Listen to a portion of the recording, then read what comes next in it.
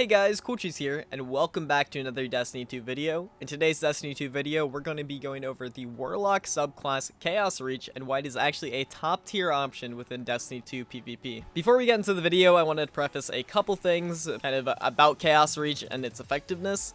It's mainly good at a top level of PvP, so it might not be the best for casual 6s or even casual 3s. However, at top level Trials of Osiris and top level Sweats or tourney play is definitely a viable option. Additionally, all the gameplay footage used in the background and that will be analyzed is all Face It, which means that these are top level players on my team and on the other team. And without further ado, let's go straight into Chaos Reach's neutral game.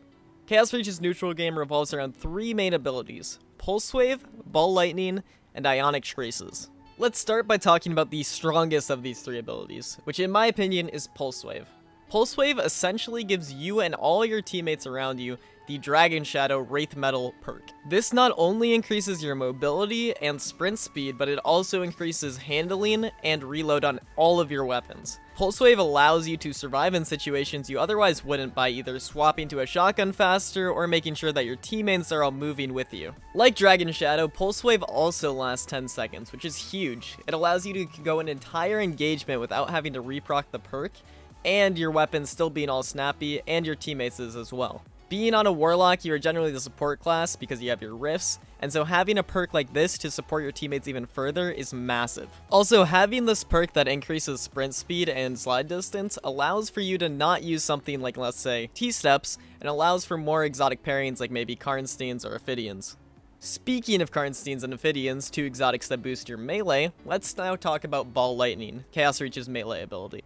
Ball Lightning is really what made me fall in love with this class on my Warlock specifically. Ball Lightning works very uniquely to almost any melee ability in the game. The only thing you can really compare it to is Celestial Fire, but even then it is definitely extremely unique. How Ball Lightning works is that your Warlock throws out a ball of lightning, and whether it's proximity or on a maximum distance, it will strike lightning out of the sky, and anyone above and around that lightning bolt will get hit for 70 or 100 damage respectively. Now, while this might not seem quite as flashy as something like Celestial Fire, it actually works very well within the top level of PvP.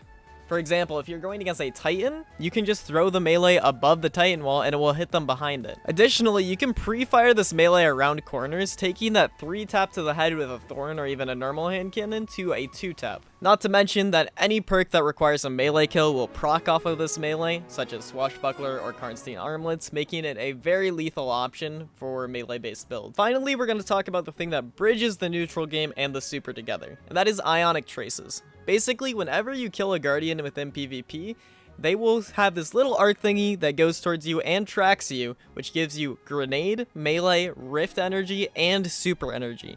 As you can probably assume, that is pretty insane. In practice, what all these things mean is that you're going to be getting more kills, so more super energy, and you're getting even more super energy per kill, and so overall you are basically guaranteed to have first super every single match. Additionally, having first super every single match means that you can generate orbs, and so often your team has first supers every single match. And with a top tier melee ability, top tier grenades, and Pulse Wave, basically this neutral game has no downtime and is constantly lethal and helping you and your team out. And now that the neutral game is out of the way, it's finally time to talk about the super, which in my opinion is one of the best supers in the game, but it is extremely hard to use. There's a lot of misunderstanding on how you're supposed to effectively use this super. The best way to use this super is to get a kill, generate an orb, and then cancel the super almost immediately. This ensures that you still have a third or even halfway up to your super, while also ensuring that you don't get babied, as it is the lowest armor super in the game. Using the super this way will ensure that you'll have at least 1 to 2 more supers than anyone else in the lobby. And since you are generating orbs, your teammates will probably have an extra 1 or 2 as well.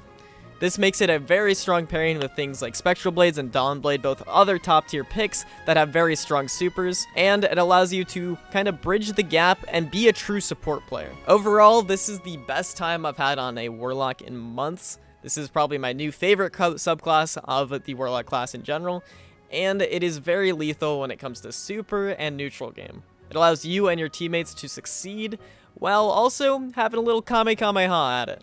Well, anyways, guys, I hope you enjoyed this video, and as always, you guys can check me out on twitch.tv/CoolCheese101. I do trials carries all weekend. Anyways, guys, I'll see you in the next one. Peace out.